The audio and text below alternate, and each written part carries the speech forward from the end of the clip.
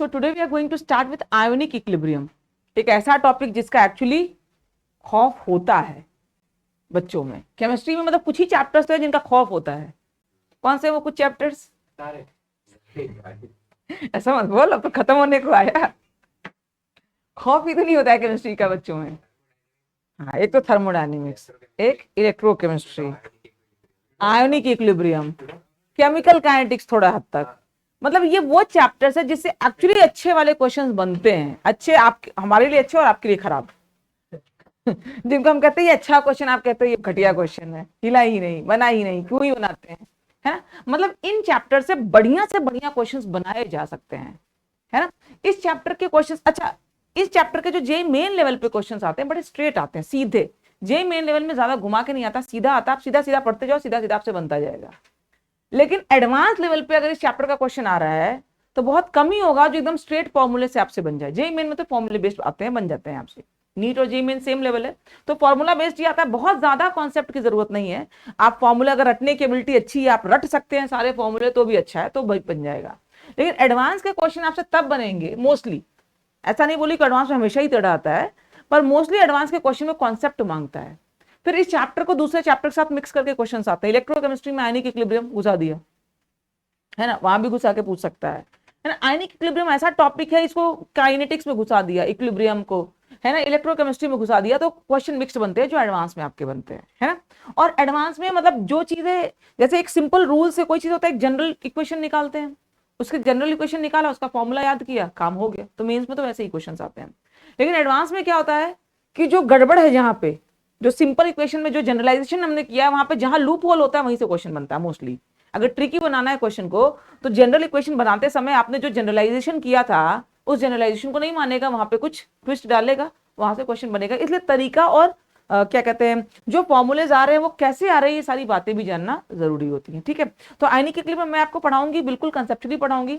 अच्छा, नॉर्मली जिन बच्चों को आयनिक इक्विलिब्रियम टफ भी लगता है, जो फॉर्मूला बेस्ड भी पढ़ते हैं, समझ में सब आ जाएगा।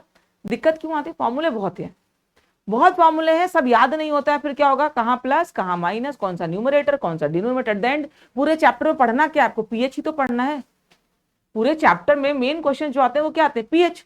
कभी एसिड का पीएच पूछेगा, कभी बेसिक सॉल्यूशन का पूछेगा, कभी एसिड बेस मिक्सचर दे देगा, कभी दो एसिड मिला देगा, कभी दो बेस मिला देगा, कभी एक स्ट्रॉन्ग एक वीक एसिड मिला देगा, कभी दो स्ट्रॉन्ग एसिड मिला देगा, कभी दो वीक एसिड मिला देगा, कभी सॉल्ट का सोल्यूशन बना के पीएच पूछ लेगा। मतलब कुल मिला के घूम फिर के ये चैप्टर में 80% क्वेश्चन तो पीएच से ही बनते हैं। किसी तरह का सॉल्यूशन दे देगा, कभी बफर बना देगा, कोई दो चीजों को मिला देगा, कोई अकेली चीज दे देगा, उसका पीएच आपसे पूछ लेगा। तो अल्टीमेटली आपको पीएच निकालने आना चाहिए, तो आपको मेन मोटो पता होना चाहिए। आप सोचो, इतने तरह के सॉल्यूशंस मैंने गिना दिए, 8-10 तरह के गिना दिए, सबके लिए अलग अलग तरह के फॉर्मूले, याद ही करते रह जाओगे। तो फॉर्मूला बेस्ड पढ़ते हैं तो डर इसलिए लगता है क्योंकि बहुत सारे फॉर्मूले हैं और वो ऊपर नीचे हो जाते हैं, एट द एंड याद नहीं रहता किसका कौन सा फॉर्मूला था।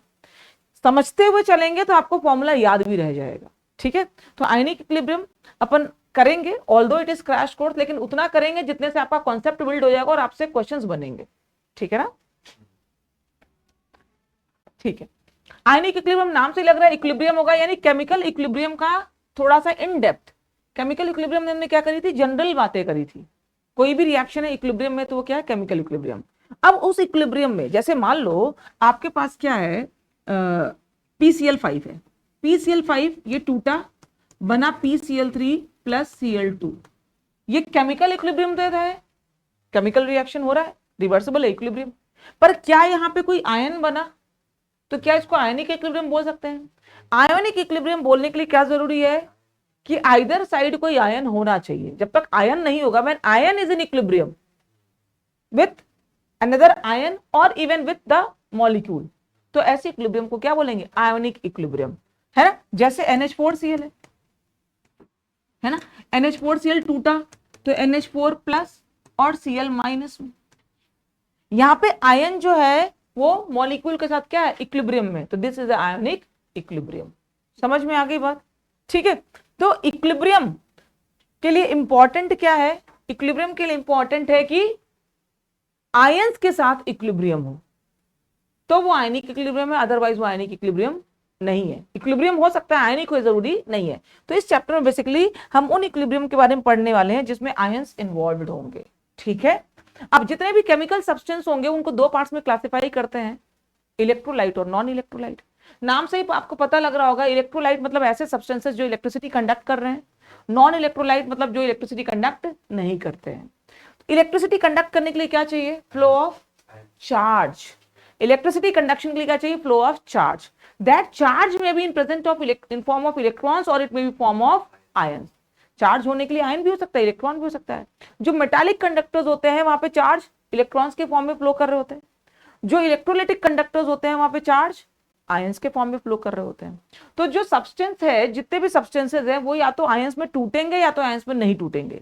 जो सब्सटेंसेस आयंस में टूट जाए उनको क्या बोलते हैं? इलेक्ट्रोलाइट। और जो आयंस में ना टूटे they are called as non electrolytes. Ions में टूटेंगे, आयंस फ्लो करेंगे, मतलब क्या होगा? करंट कंडक्ट होगा। So electrolytes are good conductors of electricity, whereas non-electrolytes do not conduct electricity, they are poor conductors of electricity, है ना। तो जो नॉन इलेक्ट्रोलाइट्स होते हैं वो इलेक्ट्रिसिटी कंडक्ट नहीं करते हैं। यहां पे आप क्या ले सकते हो? कोई भी आयनिक कंपाउंड ले सकते हो, कोई एसिड ले सकते हो, बेस ले सकते हो, सॉल्ट ले सकते हो, दे आर इलेक्ट्रोलाइट्स।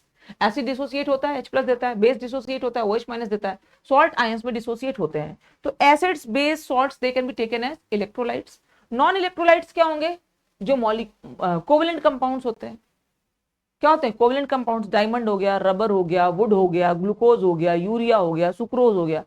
जो कोवेलेंट कंपाउंड्स हैं they are non electrolytes, they do not break into ions. समझ में आ गई बात? तो ऐसे कंपाउंड जो आयंस में ब्रेक ना हो वो नॉन इलेक्ट्रोलाइट्स। अब आयंस ही नहीं बनेंगे तो आयनिक इक्विलिब्रियम में क्या इन चीजों की जरूरत है? ये section is not required in ionic equilibrium. ठीक है, तो आयनिक इक्विलिब्रियम चैप्टर में जब आयंस ही नहीं बनेंगे तो ऐसी चीज हमें नहीं पढ़नी है। तो अब आते हैं, ये सेक्शन हमारे लिए इंपॉर्टेंट है। अब इलेक्ट्रोलाइट जो है वो अगेन दो तरह के हो सकते हैं। कौन कौन से? स्ट्रॉन्ग और वीक, है ना। Electrolytes can be of two type, strong electrolyte और वीक इलेक्ट्रोलाइट। अब स्ट्रॉन्ग इलेक्ट्रोलाइट का क्या मतलब हुआ? जो लगभग लगभग पूरा टूट जाए आयंस में, यानी उसका अल्फा क्या होगा? 1 और नियरली 1। और वीक इलेक्ट्रोलाइट्स वो होंगे जो पार्शियली टूटे, बहुत कम टूटते हैं, 5-10% ही टूटते हैं, उनको हम क्या बोलते हैं? वीक इलेक्ट्रोलाइट, है ना। तो वीक इलेक्ट्रोलाइट्स पार्शियली टूटते हैं। स्ट्रॉन्ग मतलब मैंने 100 मॉलिक्यूल लिए, 100 में से 95 या 98 या इवन 100 मॉलिक्यूल सब के सब टूट गए, तो क्या हो गया? Strong electrolyte. मैंने 100 मॉलिक्यूल लिए लेकिन 100 के 100 नहीं टूटे, 100 में से 10 टूट गए, 90 नहीं टूटे, है ना। ए भी कोई मॉलिक्यूल है, कोई सॉल्ट है, इसको हमने डिसोसिएट कराया, ये पूरी तरह से A+ और B- में टूट गया। हमने 100 मॉलिक्यूल्स लिए थे, इसके 100 मॉलिक्यूल्स लिए थे, 100 के 100 A+ और 100 के 100 B- में टूट गए, तो ये क्या है? Strong electrolyte. मैंने XY लिया और ये XY टूटा, X+ और Y- में हमने लिए थे इसके 100 मॉलिक्यूल्स, लेकिन 100 के 100 नहीं टूटे, 100 में से 10 टूटे, तो 10 ये और 10 ये बन गया, मतलब 90 तो ऐसे ही रह गए, सिर्फ 10 ही टूटे, तो ये क्या है? Weak electrolyte. समझ में आई बात? तो इलेक्ट्रोलाइट कैन बी स्ट्रॉन्ग और वीक। अगर स्ट्रॉन्ग इलेक्ट्रोलाइट है, ये पूरी तरह से टूट गया, पूरी तरह से टूट गया मतलब कंप्लीट आयंस में कन्वर्ट हो गया, तो क्या ये रिवर्स हो रहा है? It is irreversible reaction, it reaches to completion, है ना। थोड़ी देर बाद शुरू में क्या था? ये 0-0 था, है ना, बाद में ये 0 हो गया और ये 100-100 हो गया, ये तो हुआ। और ये क्या था? 100 लिया था इक्विलिब्रियम पे, 100 में से 10 टूट गया, ये 10 और ये 10 बन गए, है ना। तो यहां पे क्या होगा? ये 10 और ये 10 बने, जब ये 10-10 बने तो ये 10 वापस कंबाइन करेंगे, नए 10 टूट जाएंगे, फिर ये कंबाइन करेंगे, 10 नए टूट जाएंगे, मतलब क्या होगा? Equilibrium will be established. यहां पे तो ये पूरी तरह से टूट गया, मान लो ये कंबाइन भी होता फिर से पूरी तरह से टूट जाएगा, यहाँ पे कोई इक्विलिब्रियम एस्टैब्लिश नहीं हो रहा है। यहाँ पे क्या हो रहा है? इक्विलिब्रियम एस्टैब्लिश हो रहा है। मतलब अगर आपको आयनिक इक्विलिब्रियम चैप्टर पढ़ना है तो हम किस पर डील करने वाले हैं? मेनली स्ट्रॉन्ग इलेक्ट्रोलाइट्स या वीक इलेक्ट्रोलाइट? Weak electrolyte. क्यों भाई? इक्विलिब्रियम चाहिए, इक्विलिब्रियम होने के लिए रिएक्शन शुड बी रिवर्सिबल, तो this chapter will be mainly dealing with weak electrolytes. बीच बीच में स्ट्रॉन्ग इलेक्ट्रोलाइट डालेंगे इक्विलिब्रियम को डिस्टर्ब करने के लिए, इसमें छेड़छाड़ करने के लिए, लेकिन मेरा मेन कॉन्सेप्ट क्या है कि हमें जो वीक इलेक्ट्रोलाइट होगा वो आयंस में टूटेगा तो आयंस बने और साथ में वो इक्विलिब्रियम में, इसलिए आयनिक इक्विलिब्रियम उसी की स्टडी होती है। ठीक है, अब आयोनाइजेशन कांस्टेंट, भाई अब हमें एक्चुअली क्या करना है इस चैप्टर में? हमें सिर्फ इक्विलिब्रियम कांस्टेंट्स ही पढ़ने इस चैप्टर में, शुरू से लेके अंत तक we have to read only equilibrium constants. अलग अलग तरह के रिएक्शंस होंगे, अकॉर्डिंगली उन इक्विलिब्रियम कांस्टेंट्स का अलग अलग नाम दिया जाएगा।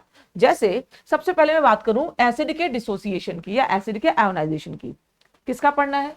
वीक एसिड का। क्यों? क्योंकि अगर आप स्ट्रॉन्ग एसिड लोगे तो वो तो पूरा टूट जाएगा, पूरा टूट जाएगा।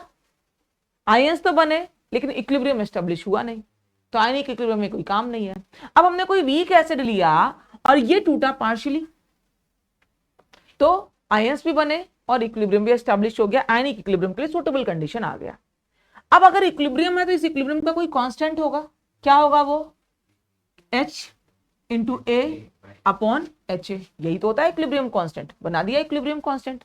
इक्विलिब्रियम कांस्टेंट को क्या बोलते हैं? KC, concentration of H plus into A minus upon H. यही हमने पढ़ा है केमिकल इक्विलिब्रियम में, concentration of product upon concentration of reactant. अब क्योंकि ये इक्विलिब्रियम एक एसिड के डिसोसिएशन का इक्विलिब्रियम है, इसलिए इस इक्विलिब्रियम कांस्टेंट को हम एक नया नाम देते हैं। क्या देते हैं? एक स्पेसिफिक नाम दे दिया है, तो ये इक्विलिब्रियम कांस्टेंट, पर इसको एक स्पेसिफिक नाम दे दिया। क्या बोला उसको? Ka। This is called as acid dissociation constant. समझ आई बात? है तो ये इक्विलिब्रियम कांस्टेंट, एक स्पेशल नाम दे दिया इसको। आप सब स्टूडेंट्स हो, सब यहाँ पढ़ने आए हो, सब स्टूडेंट्स हो, पर सबके नाम अलग अलग है ना, सब अलग अलग लोग हो तो सब स्टूडेंट, सब यहाँ पढ़ने आए हो, लेकिन सबके नाम अलग अलग है। तो है एक जनरल ये इक्विलिब्रियम, उस इक्विलिब्रियम में स्पेसिफिकली बोले तो क्या हो रहा है यहाँ पे? एसिड का डिसोसिएशन। तो एसिड के डिसोसिएशन का जो इक्विलिब्रियम कांस्टेंट है उसका स्पेशल नाम दिया। क्या दिया? Ka। समझ आई बात? तो K is nothing but equilibrium constant for dissociation of N acid. समझ आ गई बात? अब जो सारे पैरामीटर्स इक्विलिब्रियम कांस्टेंट के लिए लगते हैं वो सब यहाँ लगेंगे। मतलब ये कांस्टेंट होगा, कब तक कांस्टेंट होगा? जब तक टेम्परेचर कांस्टेंट है। टेम्परेचर चेंज करोगे तो Ka में change, on changing temperature Ka में चेंज। ठीक है, भूल जाती हूँ ऑन करना इसको।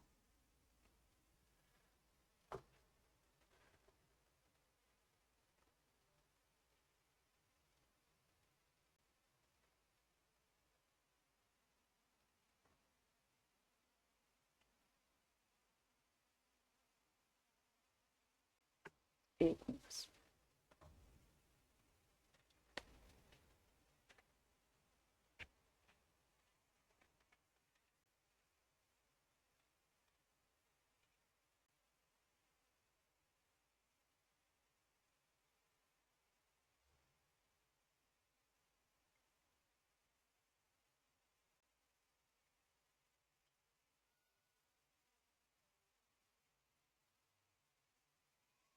ठीक है, ऑन चेंजिंग टेम्परेचर Ka में चेंज।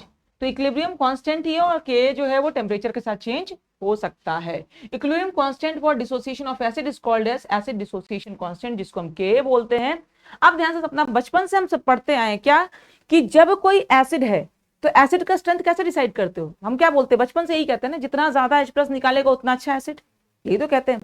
यानी किसी सॉल्यूशन में H+ आयन कॉन्सेंट्रेशन जितना ज्यादा होगा उसका एसिडिक स्ट्रेंथ उतना ज्यादा होगा। सीखा हुआ है हमने। तो H+ आयन ज्यादा मतलब एसिड स्ट्रेंथ ज्यादा, H+ आयन ज्यादा मतलब Ka ज्यादा। मतलब एक्चुअली हम क्या रिलेट करने जा रहे हैं? Ka को एसिड स्ट्रेंथ से। मतलब एसिड स्ट्रेंथ जितना ज्यादा होगा Ka वैल्यू उतनी ज्यादा होगी, या Ka जितना ज्यादा एसिड स्ट्रेंथ उतना ज्यादा। क्यों हमने जाना ये? क्योंकि कभी कभी क्वेश्चन में आपको पूछना है एसिड स्ट्रेंथ, पर एसिड स्ट्रेंथ ना पूछ के बोल देगा arrange them in increasing order of Ka value, या arrange them in decreasing order of Ka value. तो you must be very clear कि Ka का एसिड स्ट्रेंथ के साथ क्या रिश्ता है। जब Ka बढ़ेगा, कब बढ़ेगा? जब H+ बढ़ेगा।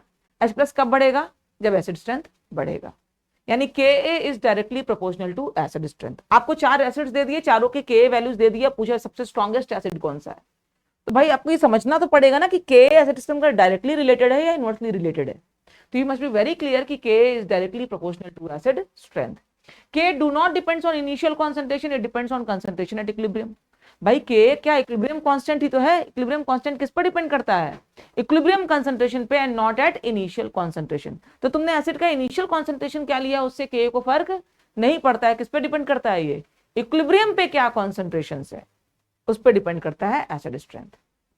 समझ आई बात? इक्विलिब्रियम पे क्या कॉन्सेंट्रेशन है उस पर डिपेंड करेगा एसिड स्ट्रेंथ। ठीक है, this is very important. Base के लिए अगर बात करें, बेस के लिए क्या बात करें? अगेन वही डिसोसिएशन। हमारे पास कोई बेस है, वीक बेस ही ले लें सीधे, स्ट्रॉन्ग बेस का तो इक्विलिब्रियम होगा नहीं, तो हमने कोई वीक बेस ले लिया MOH, मेटल ऑक्साइड है ना। अब ये डिसोसिएट होगा M plus OH minus, again equilibrium establish हुआ, इक्विलिब्रियम कांस्टेंट K क्या हो जाएगा M plus into OH upon MOH। ये जो इक्विलिब्रियम कांस्टेंट है ये बेस के डिसोसिएशन का कांस्टेंट, इसलिए इसको क्या बोलोगे आप Kb। OH minus ion concentration जितना ज्यादा होगा Kb वैल्यू उतनी ज्यादा होगी, बेसिक स्ट्रेंथ उतना ज्यादा होगा, यानी Ka is directly proportional to acid strength and Kb is directly proportional to basic strength. More is basic strength, more will be Kb value. तो अगर आपसे Ka या Kb पूछा जाए तो आप समझ जाइए कि एसिडिक या बेसिक स्ट्रेंथ पूछा जा रहा है, डायरेक्टली प्रोपोर्शनल होते हैं ये एसिडिक या बेसिक स्ट्रेंथ से। समझ आ गई बात। और इनका वैल्यू टेम्परेचर पर डिपेंड करेगा, टेम्परेचर के अलावा और चीजों पर डिपेंड नहीं करेगा। क्यों? क्योंकि ये इक्विलिब्रियम कांस्टेंट्स हैं। ठीक, अब ओसवाल्ड डाइल्यूशन लॉ, जैसे मान लो कोई एसिड है ना, आप समझना, आपको बोला 0.1 मोलर एसिटिक एसिड, ध्यान से सुनो, 0.1 मोलर एसिटिक एसिड। अब एसिटिक एसिड है, वीक एसिड है, इस एसिड के लिए जो इक्विलिब्रियम कांस्टेंट की वैल्यू है वो तो कांस्टेंट है, क्या होती है Ka। तो एसिटिक एसिड कहीं भी होगा उसका Ka वैल्यू तो फिक्स है, मैंने बोला ना इक्विलिब्रियम कांस्टेंट सिर्फ टेम्परेचर पर डिपेंड करता है, तो रूम टेम्परेचर पे Ka वैल्यू पर एसिटिक एसिड फिक्स है। ठीक, रूम टेम्परेचर पे एसिटिक एसिड का Ka वैल्यू फिक्स है, उसकी कोई वैल्यू होगी, क्वेश्चन में दिया होगा आपको।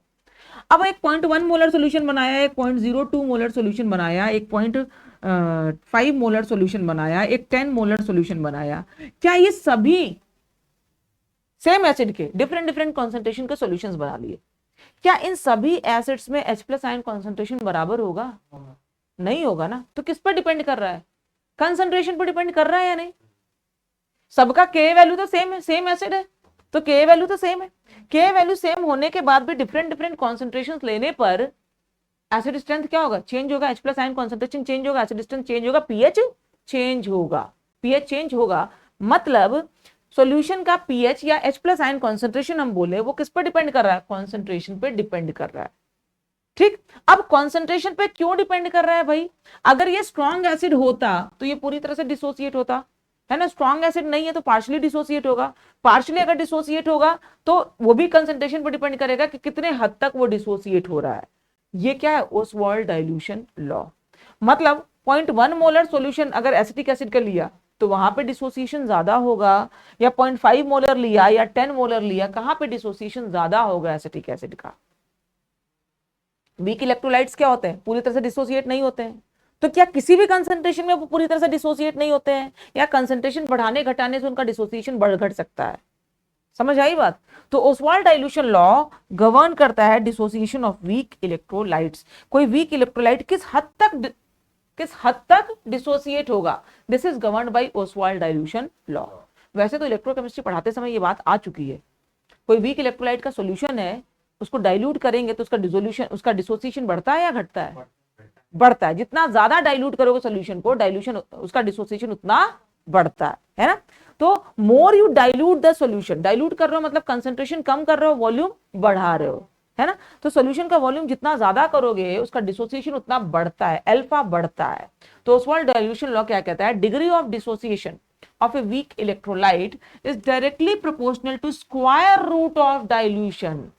Degree of dissociation of a weak electrolyte is directly proportional to square root of dilution or inversely proportional to square root of concentration. आप सॉल्यूशन को जितना ज्यादा डाइल्यूट करोगे उसका डिग्री ऑफ डिसोसिएशन उतना बढ़ेगा, और जितना कॉन्सेंट्रेट करोगे उतना घटेगा। तो भाई ये तो तय है कि आप एक सॉल्यूशन है, मान लो 1 मोलर सॉल्यूशन है, 1 मोलर सॉल्यूशन है मतलब 1 मोल इन 1 लीटर। अब तुमने उसे एक लीटर पानी डाल दिया, और तो अब क्या हो गया? डाइल्यूट हो गया, वॉल्यूम बढ़ गया, है ना, वॉल्यूम बढ़ गया। अब आपने उसको वॉल्यूम बढ़ा दिया, डाइल्यूशन बढ़ा दिया, तो क्या होगा? अल्फा क्या होगा? बढ़ जाएगा। पहले 10 में से अगर मान लो 3 मॉलिक्यूल टूट रहे थे तो अब हो सकता है 10 में से 3 नहीं, 10 में से 4 मॉलिक्यूल, या 10 में से मतलब 4 मतलब क्या 40% या 35% टूटने लग जाए। डाइल्यूशन क्या होगा? बढ़ जाएगा। डाइल्यूशन बढ़ाओगे तो डिसोसिएशन क्या होगा? बढ़ जाएगा। अब एग्जैक्ट मैथमेटिकल रिलेशन, डाइल्यूट करोगे तो डिसोसिएशन बढ़ेगा, एग्जैक्ट मैथमेटिकल रिलेशन क्या है कि स्क्वायर रूट ऑफ डाइल्यूशन पे डिपेंड कर रहा है। मतलब जब आप 1 लीटर से 4 लीटर करोगे, मान लो अल्फा पहले 0.5 है ना, सॉरी अल्फा मान लो पहले 0.1 है, 0.1 है, अल्फा 0.1 है, मतलब 10 में से कितने टूट रहे हैं, 1 टूट रहा है। अल्फा 0.1 है मतलब 10 में से 1 टूट रहा है, ठीक है। अब आपने क्या किया, 1 लीटर सॉल्यूशन था, अब उसमें आपने 3 लीटर पानी डाल दिया, तो अब सॉल्यूशन कितना हो गया, 4 लीटर हो गया। तो आपने डाइल्यूशन क्या कर दिया, 4 टाइम्स कर दिया। डाइल्यूशन 4 टाइम्स कर दोगे तो अल्फा कितना हो जाएगा, 2 टाइम्स हो जाएगा, 2 टाइम्स हो जाएगा। जो पहले अल्फा 0.1 था अब क्या हो जाएगा, 0.2 हो जाएगा। समझ आई बात। जब आप वॉल्यूम 4 टाइम्स करोगे तो डाइल्यूशन डिसोसिएशन 2 टाइम्स हो जाएगा। तो alpha is directly proportional to root of V और is inversely proportional to root of 1/c।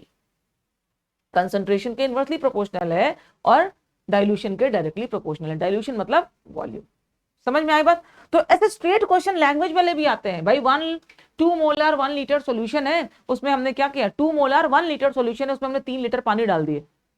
What will be the effect on degree of dissociation? समझ में आई बात। तो आपने 1 लीटर सॉल्यूशन में 3 लीटर पानी ऐड कर दिया, मतलब डाइल्यूशन क्या कर दिया, 4 टाइम्स कर दिया, तो डिसोसिएशन क्या हो जाएगा, 2 times.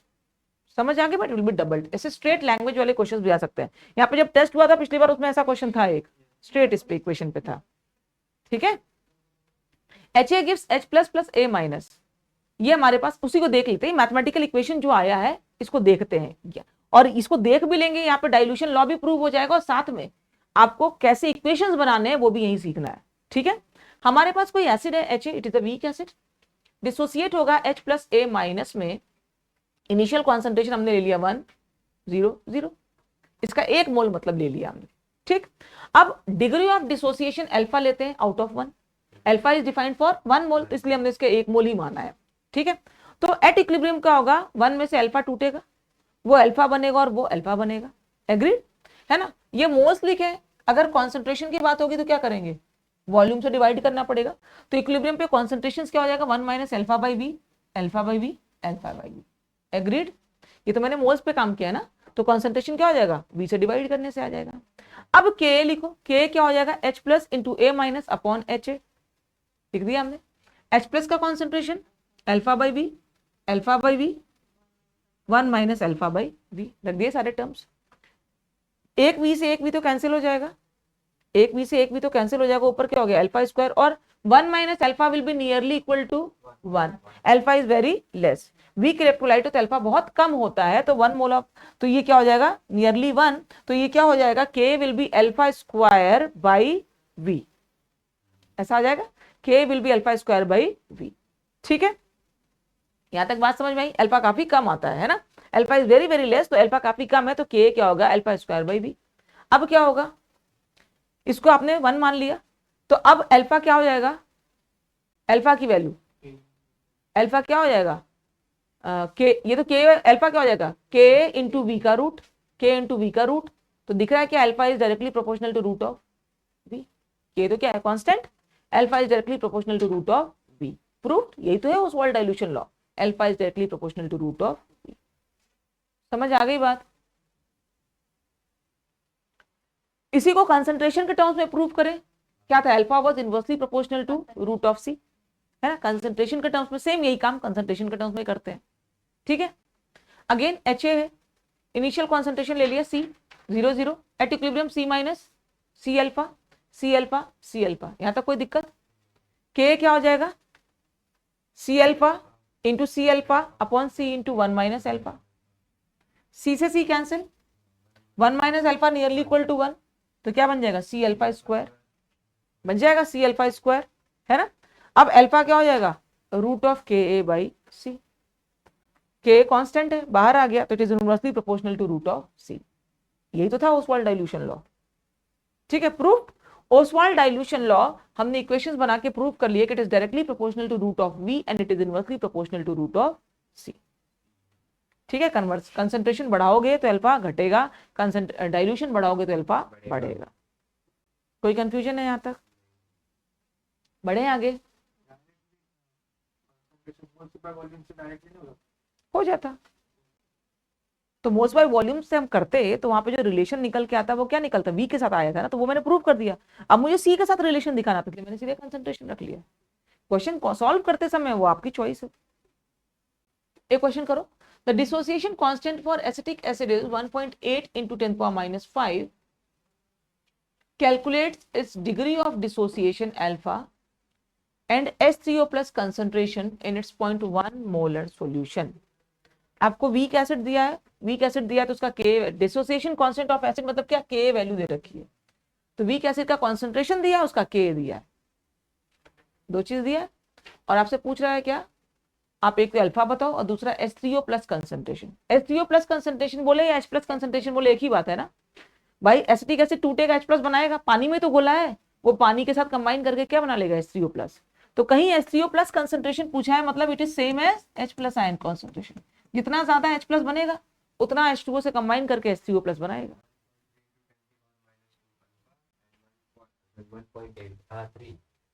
1.3 into 10⁻³ H plus ion concentration है, H plus ion। ठीक है, आया क्या? आया अर्थित?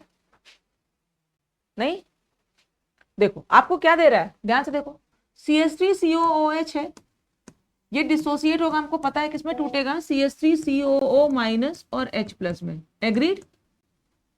ठीक है, आपको क्या बोल रहा है, इनिशियल कॉन्सेंट्रेशन 0.1 मोलर है। मैं C लेके कर लेती हूँ, ये C00 लास्ट में वैल्यू डाल देंगे, ये क्या हो जाएगा, C minus C alpha, C alpha, C alpha, K क्या हो जाएगा, C alpha into C alpha upon C into 1 minus alpha, क्या हो जाएगा, C अल्फा स्क्वायर।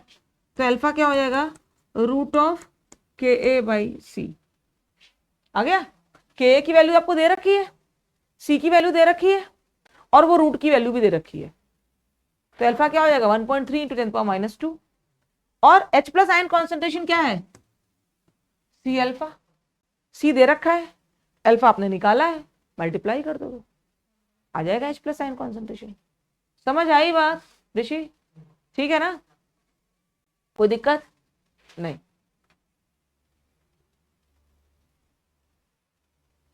अच्छा एक चीज और यहाँ पे बताना था आपको, जैसे मान लो अल्फा जो है ये हमने इग्नोर किया है यहाँ पे 1 माइनस अल्फा, मतलब अल्फा इज वेरी लेस मान करके 1 में से इग्नोर किया है। सवाल उठता है कभी कभी क्या होता है, क्वेश्चंस बड़े क्लोज होते हैं, ऑप्शंस बहुत क्लोज होते हैं, मतलब वहां पे अल्फा कब इग्नोर करे कब ना इग्नोर करे। तो जब आपका डिग्री ऑफ डिसोसिएशन अल्फा जो है वो बहुत कम आए, 0.1 से कम आए, डिग्री ऑफ डिसोसिएशन 0.1 से कम आए, तब आप अल्फा को इग्नोर कर दीजिए।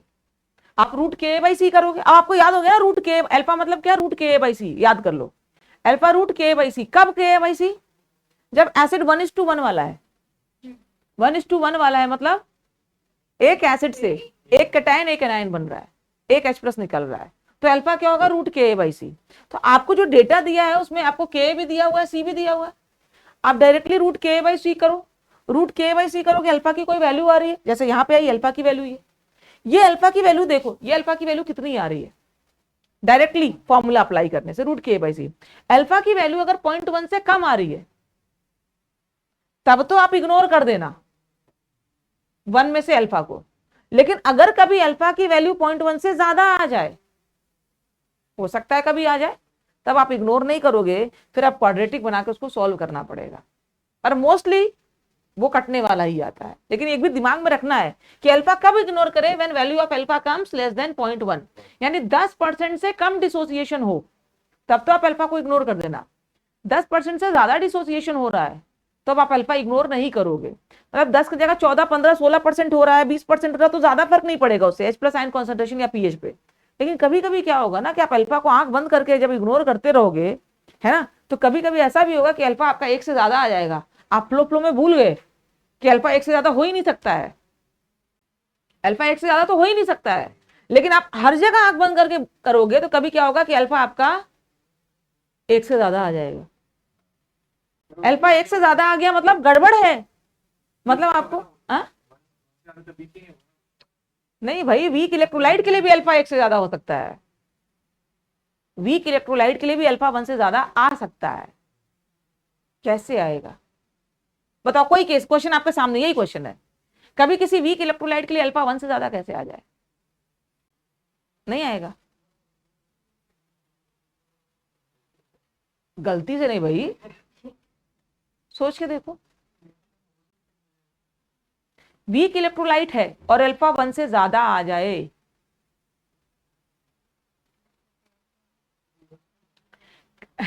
लग रहा है तुमको अल्फा 1 से ज्यादा कब आए? जब हमने मान लिया है कि अल्फा नेग्लिजिबल। मैं क्या बोल रही हूं, अल्फा 1 से ज्यादा तो कभी हो ही नहीं सकता है प्रैक्टिकली। मैं क्या बोल रही हूं, आपको बोल रही हूं कि ये अप्रोक्सीमेशन करने को बोला जा रहा है ना, कि रूट के बाई सी लगा दो, डायरेक्टली रूट के बाई सी लगा दो। मैं बोल रही हूं कि आप 1 माइनस अल्फा को अल्फा बहुत कम मान के आप डायरेक्टली रूट के बाई सी लगा दिए, डायरेक्टली रूट के बाई सी लगा दिए, आपने अल्फा को बहुत कम मान के लगा दिया है, डिसोसिएट बहुत कम हुआ है ये मान के लगा दिया रूट के बाई सी। पर आपने जब ये अप्रोक्सीमेशन करके लगा दिया तो यहाँ वैल्यू जो है वो 1 से ज्यादा आ जाएगी, 2 3 आ जाएगी। जैसे यहाँ वैल्यू बहुत ज्यादा आ जाए, आपको समझ जाना है कि यहाँ जो हमने अप्रोक्सीमेशन किया है इस 1 माइनस अल्फा को 1 ले लिया है, ये गड़बड़ है, कंसंट्रेशन काफी कम रहेगा। तो जब कंसंट्रेशन बहुत कम होगा, वीक इलेक्ट्रोलाइट का सॉल्यूशन है, जब कंसंट्रेशन बहुत कम रहेगा तो क्या होगा, जब कंसंट्रेशन बहुत कम होगा तो अल्फा की वैल्यू क्या होगी, ज्यादा आ जाएगी, आ जाएगी। और जब अल्फा की वैल्यू ज्यादा आ जाएगी मतलब हमने गलत किया उसको इग्नोर करके। क्यों भाई, अब वापस ओसवाल्ड डाइल्यूशन लॉ कि अगर कंसंट्रेशन वीक इलेक्ट्रोलाइट का सॉल्यूशन है, कंसंट्रेशन बहुत कम है तो उसका डिसोसिएशन बहुत ज्यादा होगा, ओसवाल्ड डाइल्यूशन लॉ। तो weak electrolyte solution when it is very much diluted it behaves like a strong electrolyte. तो आपने 10⁻⁻6 मोलर एसिटिक एसिड ले लिया, 10⁻⁻6 मोलर एसिटिक एसिड का सॉल्यूशन ले लिया, मतलब 1/1 million concentration, nearly infinite dilution हो गया। तो उतना डाइल्यूट सॉल्यूशन अगर एसिटिक एसिड का लिया हो तो लगभग पूरा टूट जाएगा। क्या होगा, पूरा टूट जाएगा, 100% डिसोसिएट हो जाएगा, लगभग 100% डिसोसिएट होगा। उसका अल्फा आप कैलकुलेट करोगे, कैलकुलेट करके देखना, घर पे अभी काम करना है, घर का क्वेश्चन है ये, घर पे करने के लिए। क्या क्वेश्चन है आपका, 10⁻⁻6 मोलर एसिटिक एसिड ये सॉल्यूशन, ठीक है। इसके लिए के तुम सीधा 10⁻5 ले लेना, 2 वाला छोड़ देना, के 10⁻5 ले लेना, ठीक है। 1.8 इंटू 10⁻5 या 10⁻5 एक ही बात है। तो आप के ले लेना 10⁻5 और 10⁻6 मोलर एसिटिक एसिड के लिए तुम कैलकुलेट करके देखना। जब आप, है ना, जब आप अप्रोक्सीमेशन करोगे तब तो अल्फा बहुत ज्यादा आएगी, तो वो गलत है। तो आप क्या करोगे, फिर अप्रोक्सीमेशन नहीं करोगे, या क्वाड्रेटिक बनाओगे, क्वाड्रेटिक बना के फिर आप उसको सॉल्व करोगे तो अल्फा निकालोगे तो लगभग 95% आ जाएगा अल्फा। मतलब जो वीक इलेक्ट्रोलाइट है 10⁻6 मोलर, जब आपने उसको तोड़ा तो लगभग 95% टूट गया, मतलब H प्लस आयन कॉन्सेंट्रेशन क्या हो गया, 10⁻6 आ गया, 10⁻6 के आसपास आ गया, पूरा का पूरा टूट गया। तो 10⁻6 मोलर एसिटिक एसिड लिया, ये पूरा का पूरा टूट गया, तो 10⁻6 मोलर कंसंट्रेशन आ गया H प्लस का। तो फिर क्या होगा, उसका पीएच 6 के आसपास आ जाएगा। मतलब 10⁻6 मोलर एसिटिक एसिड ले लो या 10⁻6 मोलर HCl ले लो, एक ही बात है, समझ रहे हो। आप स्ट्रॉन्ग इलेक्ट्रोलाइट को बहुत डाइल्यूट करके ले लो, चाहे वीक इलेक्ट्रोलाइट को बहुत डाइल्यूट करके ले लो, अगर बहुत डाइल्यूट सॉल्यूशन है तो इट डजंट मैटर कि वो स्ट्रॉन्ग इलेक्ट्रोलाइट है या वीक इलेक्ट्रोलाइट, क्योंकि इनफाइनाइट डाइल्यूशन पे weak electrolyte also behaves as a strong electrolyte. समझ आ गई क्या बात। तो दिमाग में रखना, कभी आप ये अप्रोक्सीमेशन हम मान लेते हैं, फटाफट फटाफट फटाफट मानते जाते हैं, तो कभी आपने अप्रोक्सीमेशन लिया, अल्फा रूट के बाई सी निकाला, और वो के बाई सी निकालने पे वैल्यू जो है ज्यादा आ गई 1 से, पता चला फिर सी अल्फा लिख करके वो भी निकाल दिया, H प्लस आयन कॉन्सेंट्रेशन सब निकाल के बैठ गए, है ना, नहीं करना है ये, ठीक है। तो अल्फा की वैल्यू जब 0.1 से कम आए तब तो आंख बंद करके आपने अप्रोक्सीमेशन किया, तभी तो पता चलेगा 0.1 आ रहा है कि ज्यादा आ रहा है। आपने अप्रोक्सीमेशन करके देखा 0.1 से कम आ रहा है, ठीक है, सही अप्रोक्सीमेशन, कोई टेंशन की बात नहीं है। अप्रोक्सीमेशन किया ये वाला और अल्फा 0.1 से ज्यादा आ रहा है, इट इज बेटर। अगर ऑप्शंस आपके बहुत क्लोज हैं, अगेन चेक कर लेना ऑप्शंस कैसे क्लोज है, ऑप्शंस अगर आपके बहुत क्लोज हैं तो आप क्या करोगे, प्रॉपर अल्फा क्वाड्रेटिक बना के निकालोगे और तब पीएच बताओगे, H प्लस आयन कॉन्सेंट्रेशन बताओगे। समझ आ गई बात, क्लियर। अब जैसे मान लो ये क्वेश्चन दे दिया जाए, calculate concentration of OH minus in 0.01 molar solution of NH3। NH3 का सॉल्यूशन है, पानी में ही है ऑब्वियसली, है ना, कैसा कंसेंट्रेशन है उसका, 0.01 मोलर।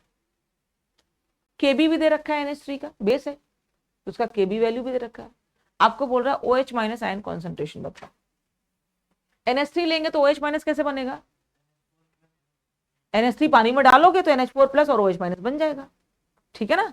अब बनाइए equation, NH3 plus H2O gives NH4 plus plus OH minus. 4.2 into 10 की पावर -2 ये है अल्फा और 4.2 into 10 की पावर -4 है OH माइनस आयन कॉन्सेंट्रेशन आ गया क्या? अथर्व तेरा आया पक्का? ऋषि अभी इक्वेशन बना रहा है। रूट के बाई सी करता सीधे, करते ना? हाँ, रूट के बी बाई सी कर लेते सीधे, तो क्या आ जाता? अल्फा आ जाता। और एक बार अल्फा आ गया तो ये सी अल्फा, ठीक है, कर लेंगे, समझ में आ गया ना। सी अल्फा करना था रूट के बी बाई सी, देखो अल्फा की वैल्यू क्या आई, काफी कम आई है, मतलब अप्रोक्सीमेशन हमारा ठीक है। अब सी अल्फा करना है, बस हो जाएगा काम। वैल्यू आपको रूट निकाल के दे ही दिया है ना। पानी का ionization constant, what is by ionization constant of water? पानी टूट रहा है, पानी टूटेगा किसमें? H प्लस और OH माइनस में। एक पानी टूटा दूसरे पानी से कंबाइन कर गया, मतलब आप इसको चाहो तो H प्लस और OH माइनस लिख दो, और चाहे H3O प्लस और OH माइनस। एक पानी का मॉलिक्यूल लोगे तो H प्लस OH माइनस, दो मॉलिक्यूल ले लिए तो इसको क्या बोलते हैं? ऑटो प्रोटोलिसिस। एक पानी ने दूसरे पानी को तोड़ने में हेल्प किया, है ना। तो ये क्या होगा? Auto protolysis. This process is called as auto protolysis या ऑटो आयोनाइजेशन। दो पानी के मॉलिक्यूल्स एक एसिड की तरह बिहेव कर रहा है और एक बेस की तरह। भाई पानी के पास क्या है? ऑक्सीजन के पास लोन पेयर है, so it can act as base, और हाइड्रोजन पे delta positive, so it can act as acid.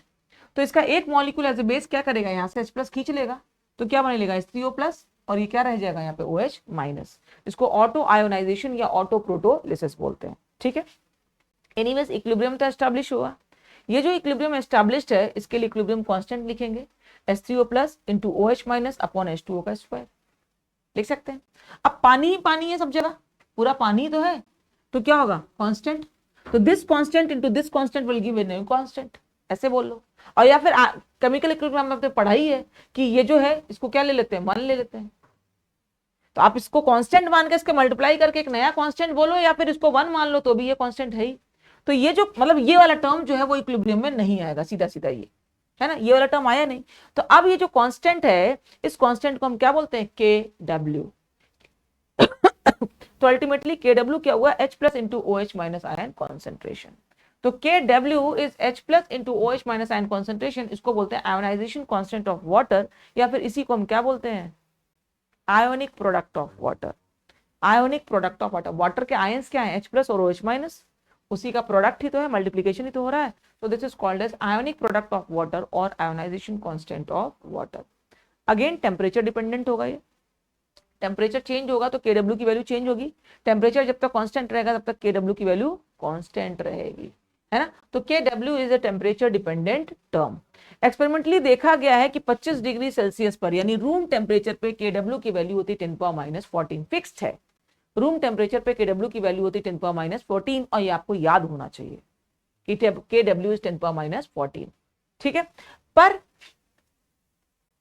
KW है 10⁻⁻14 रूम टेम्परेचर पे, टेम्परेचर बढ़ाओगे तो KW चेंज होगा। क्यों? क्योंकि इक्विलिब्रियम कांस्टेंट ही तो है, टेम्परेचर पे चेंज हो सकता है। तो देखा गया है कि 63 डिग्री सेल्सियस पे KW की वैल्यू 10⁻⁻13 है। बढ़ रहा है कि घट रहा है?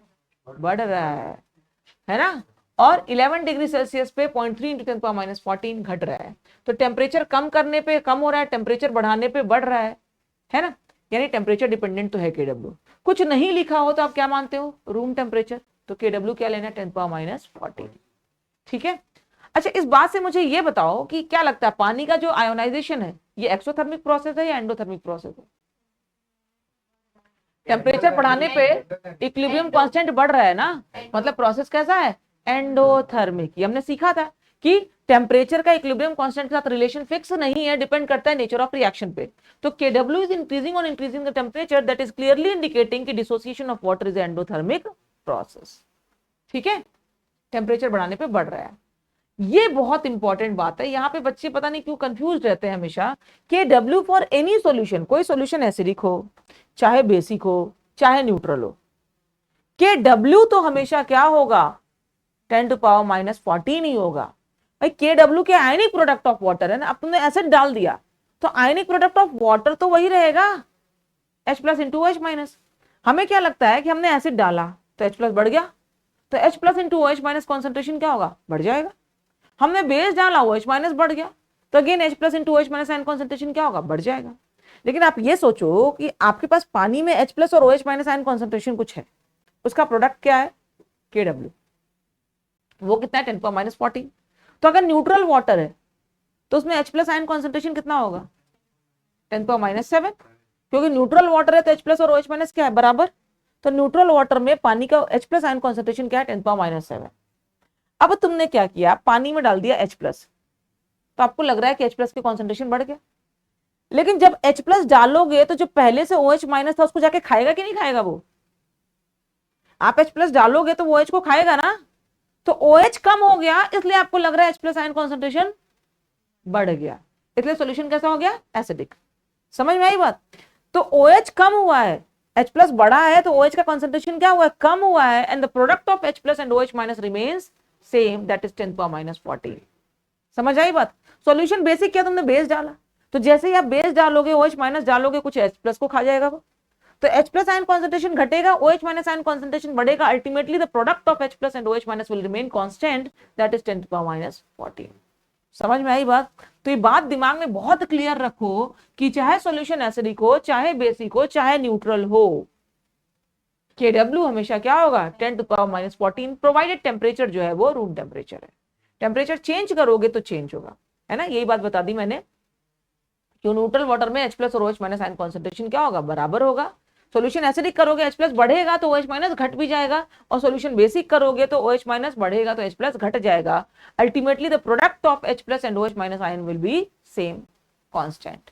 जब तक टेम्परेचर चेंज नहीं करोगे वो चेंज नहीं होगा। समझ आ गई बात।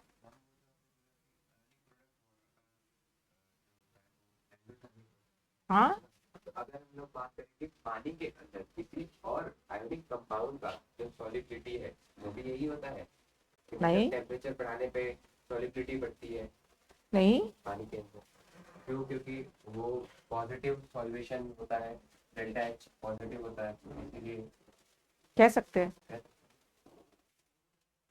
मतलब उसको आयोनाइजेशन फास्ट ही हो जाएगा एक्चुअली। ठीक है, ये हो गया, समझ में आ गई बात।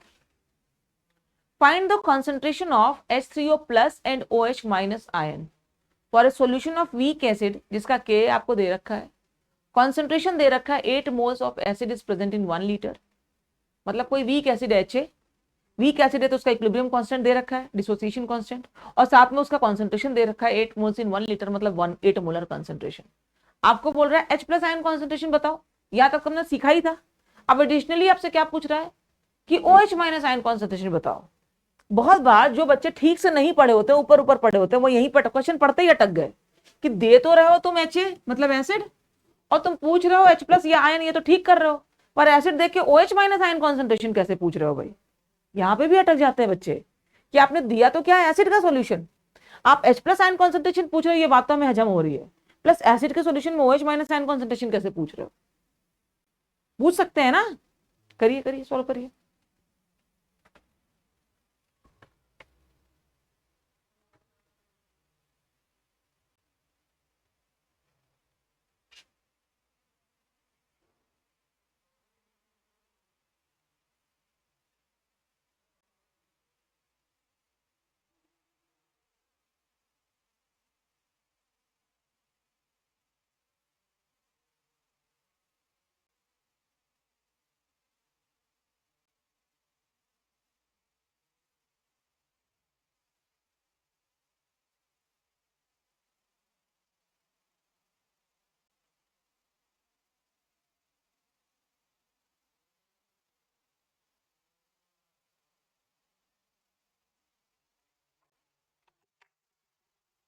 कल कितने लोग का टेस्ट है, तुम्हारा भी, सुम तुम्हारा भी क्या टेस्ट, 4 × 10⁻², 4 × 10⁻⁴, OH माइनस 0.25 into 10 की पावर -10। 0.25 × 10⁻10। ठीक है, सही आ रहा है मेरे हिसाब से। तो वहां क्यों चेंज हो रहा है भाई।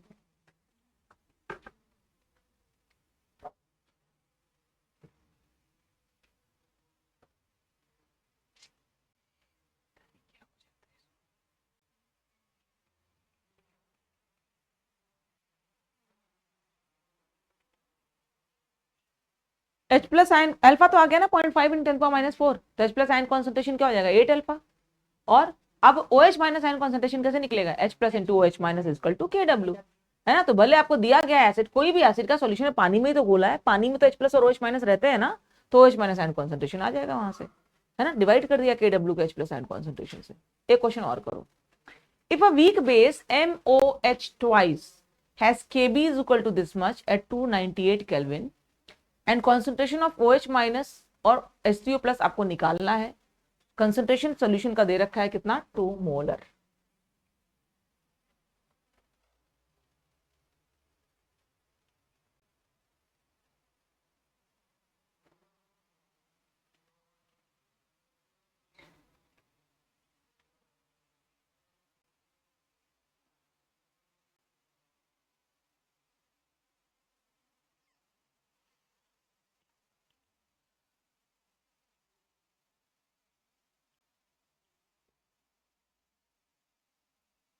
एक वार्निंग दे रही हूं, गड़बड़ हो सकता है, दिखना चाहिए कि गड़बड़ कहां होगा।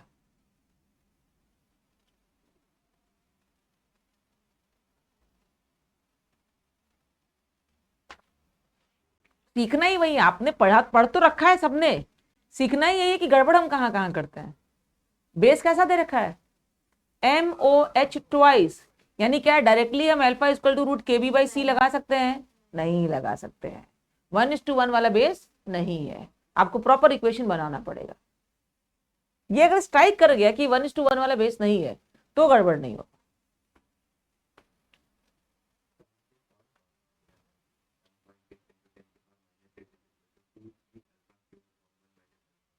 तो 1 माइनस अल्फा को मानो, क्यों नहीं मान सकते, अल्फा निकाला कहां तुमने। 1 माइनस अल्फा को 1 मान के आप अल्फा निकाल लीजिए और फिर देखना है कि जो माना है वो सही माना है कि नहीं माना है।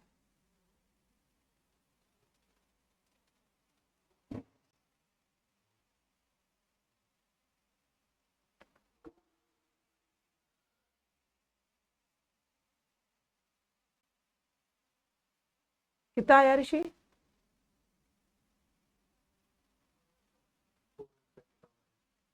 4 × 10⁻³ क्या आया OH माइनस आयन कॉन्सेंट्रेशन 4 × 10⁻³ ठीक है। KW आ ही जाएगा, मतलब KW पता ही होता है, H प्लस आयन कॉन्सेंट्रेशन आ जाएगा। कहाँ अटक गया इसमें,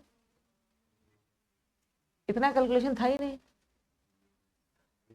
भाई। यहाँ पे क्या करना था, सब तो कैंसिल हो रहा था ना, एकदम स्ट्रेट था, क्यूब रूट आ रहा था 16 और उधर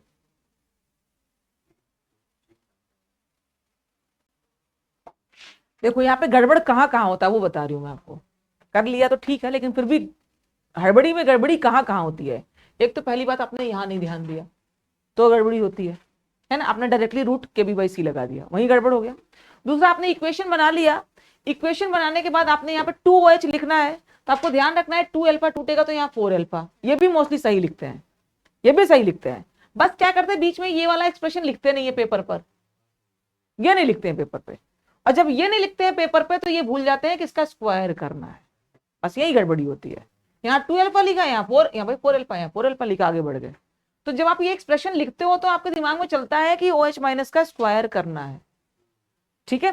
प्रैक्टिस करते करते आ जाता है, शुरुआत में जब आप प्रैक्टिस करो तो आप लिखने की आदत डालो, तो आपको याद रहेगा कि MOH ट्वाइस वाला आ गया या H2A वाला कोई एसिड आ गया, तो आपको वहां पे थोड़ी गड़बड़ी होने के चांस है। तो कहाँ कहाँ गड़बड़ होते हैं वो आपको पता लग जाता है, तो फिर आप वहां पे फिर सतर्क रहते हैं।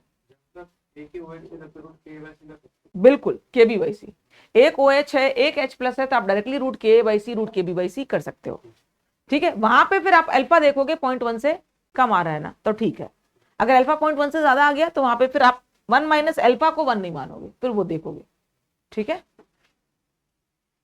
Relation between K, KB and KW, K, KB और KW का रिलेशन, लेकिन ये रिलेशन किसके बीच में, कंजुगेट एसिड बेस पेयर का। मतलब एक्चुअली क्या होता है कि बच्चों को याद रह जाता है क्या कि K, KB और KW ऐसे रिलेट होते हैं, K × KB = KW, ये याद रहता है, एकदम अच्छे से याद आता है, K × KB = KW। बस भूल जाते हैं कि ये रिलेशन किसके लिए है, कंजुगेट एसिड बेस पेयर के लिए, किसी भी एसिड का के और किसी भी एसिड के केबी को मल्टीप्लाई करके केडब्ल्यू नहीं आता है। K into KB is KW only and only for a conjugate acid base pair। अब सवाल है कि conjugate acid base pair clear है कि नहीं। सपोज हमारे पास कोई एसिड है, इससे एक H+ निकला, डिसोसिएट हुआ तो A माइनस। तो एसिड से जब एक H+ निकल जाएगा तो जो बनता है इसको हम क्या बोलते हैं, कंजुगेट बेस। एक H+ निकलने के बाद जो बनता है, जो बच जाता है, उसको क्या बोलते हैं, कंजुगेट बेस। वैसे ही बेस क्या करता है, H+ लेता है, तो बेस ने एक H+ लिया, तो H+ लेने के बाद जो स्पीशीज बनाता है उसको हम क्या बोलते हैं, कंजुगेट एसिड। जैसे NH3 है, NH3 has tendency to take H+ ion, तो ये क्या बनाएगा, NH4+। तो ये बेस है, ये क्या है, बेस, तो ये क्या हो जाएगा, इसका कंजुगेट एसिड। समझ आ गई क्या बात। तो conjugate acid base pair, conjugate acid base pair का जो KW होगा वो क्या होगा, K इंटू KB। मतलब इसका आप KB रखोगे और इसका आप KA रखोगे, तो K और KB को मल्टीप्लाई करोगे तो वैल्यू क्या आ जाएगी, KW। ठीक है, तो ये ध्यान रखना है कि कंजुगेट एसिड बेस पेयर के लिए KW क्या होता है, K इंटू KB। ठीक है, देख लेते हैं। NH3 को पानी में डाला, NH3+ है, ये NH3 यहाँ पे क्या काम कर रहा है, बेस का काम कर रहा है, तो इसके लिए KB आ जाएगा। क्या आ जाएगा, NH4+ into OH minus upon ammonia. ये कंजुगेट एसिड है, इस कंजुगेट एसिड के डिसोसिएशन का इक्वेशन लिखो, तो NH4+ will dissociate to form NH3 and H3O+। यही तो होगा, ये कंजुगेट एसिड का भी इक्वेशन लिखोगे, तो इसके लिए जो इक्विलिब्रियम कांस्टेंट होगा उसको क्या बोलोगे, Ka बोलोगे। तो वो Ka क्या हो जाएगा, NH3 into H3O+ upon NH4+। अब इन दोनों को मल्टीप्लाई करके देख लो, इन दोनों को मल्टीप्लाई करोगे तो क्या होगा, NH3 से NH3 कैंसिल, NH4 से NH4 कैंसिल, क्या बच गया, H3O+ into OH minus, that is equal to KW। तो KW क्या है, कंजुगेट एसिड बेस पेयर के लिए, किसी कंजुगेट एसिड बेस पेयर के लिए K इंटू KB की वैल्यू क्या होती है, KW के बराबर होती है। पर ध्यान रखना है सिर्फ और सिर्फ कंजुगेट एसिड बेस पेयर के लिए। ठीक है, अब ध्यान से देखना, आप आज तक भी पढ़ते आओ, पहले से भी पढ़े हुए हो, थियोरेटिकली पढ़ा हुआ है आपने, क्या पढ़ा हुआ है कि कोई एसिड स्ट्रांग होगा तो उसका कंजुगेट बेस क्या होता है, वीक। पढ़ा है ना, बार बार आपको ये पढ़ाया जाता है, a strong acid has a weak conjugate base, a weak base has strong conjugate acid. सीखा है हमने, है ना, ये आपने कंसेप्चुअली थियोरेटिकली सीखा हुआ है। भाई स्ट्रांग एसिड है मतलब आसानी से H+ निकाल पा रहा है, आसानी से H+ क्यों निकाल पा रहा है, क्योंकि जो बन रहा है उसका नेगेटिव चार्ज क्या है, स्टेबल है, तो वो बन गया बेस। अब अगर नेगेटिव चार्ज स्टेबल है तो क्या वो अपना इलेक्ट्रॉन देना चाहेगा, नहीं देना चाहेगा, इसलिए वो वीक बेस है। ये कंसेप्चुअली, मैथमेटिकली कैसे आया भाई, अगर स्ट्रॉन्ग एसिड है तो K क्या होगा, ज्यादा होगा, KW क्या होता है, K इंटू KB।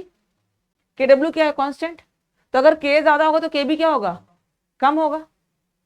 K ज्यादा होगा तो KB क्या होगा, कम होगा। K ज्यादा है मतलब स्ट्रॉन्ग एसिड है, तो कंजुगेट बेस क्या होगा, वीक।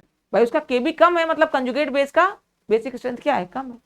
समझ में आई बात। तो ये न्यूमेरिकली भी आ गया कि अगर K ज्यादा होगा तो KB कंजुगेट बेस का कम होगा। Strong acid has a weak conjugate base and a weak acid has a strong conjugate base. ठीक है, समझ आ गई बात। तो आपने कंसेप्चुअली तो सीखा ही है स्टेबिलिटी के बेसिस पे, और दूसरा ये मैथमेटिकली भी आ गया K और KB के बेसिस पे भी। ठीक है, पीएच ऑफ सॉल्यूशन, है ना, ये जनरल बातें हो गई। KB ये टर्म्स खूब आते हैं क्वेश्चन में, आप आयोनिक इक्विलिब्रियम के लगभग हर क्वेश्चन में KB तो दिया ही होता है, या तो K या तो KB, कैसे ना कैसे बफर सॉल्यूशन है तो भी दिया होगा, सॉल्ट सॉल्यूशन है तो भी दिया होगा, है ना, एसिड का सॉल्यूशन है तो भी दिया होगा। आयोनिक इक्विलिब्रियम में K और KB तो दिया ही रहता है ना। तो KB को तो पहचान गया, वो कुछ नया नहीं रहा। अब आपको सॉल्यूशंस में आएंगे अलग अलग तरह के, आपको पीएच निकालना रहेगा। पीएच क्या है, सिंपली एक मैथमेटिकल फॉर्म है to express the hydrogen ion concentration. किसी सॉल्यूशन में H+ आयन का क्या कॉन्सेंट्रेशन है उसको मैथमेटिकली एक्सप्रेस करने का तरीका है क्या, पीएच। भाई पानी में H+ आयन कॉन्सेंट्रेशन कितना है, 10⁻⁷। पानी में कितना है H+ आयन, पानी क्या है, स्ट्रॉन्ग इलेक्ट्रोलाइट या वीक इलेक्ट्रोलाइट, पढ़िए बताओ, वीक इलेक्ट्रोलाइट है ना, पानी क्या है, वीक इलेक्ट्रोलाइट। पानी का मोलर कंसेंट्रेशन कितना होता है, 55.55।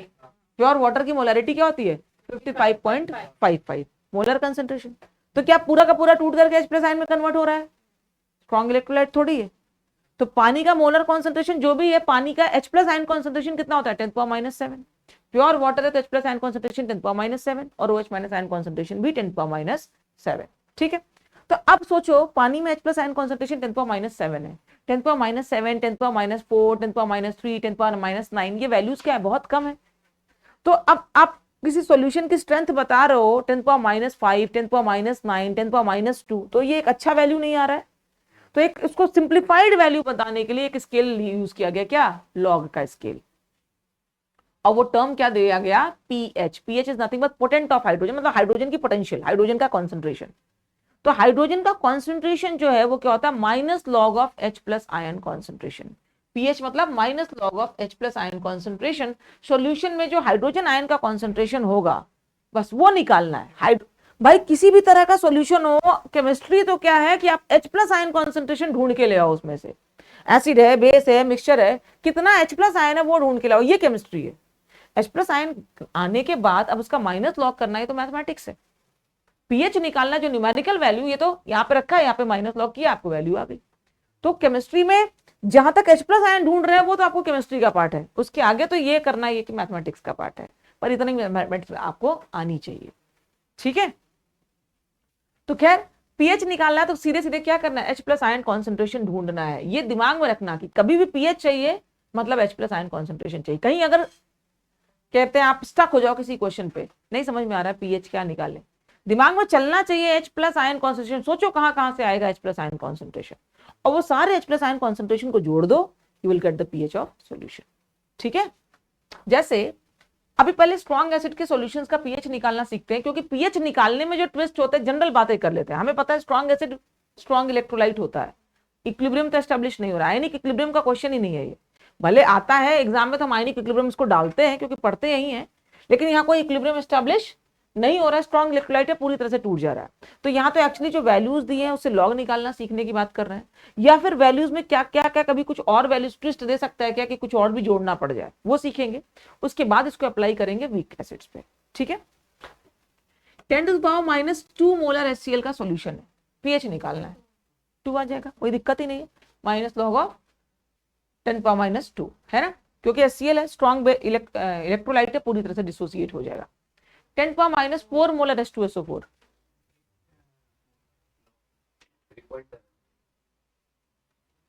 4 माइनस लॉग 2।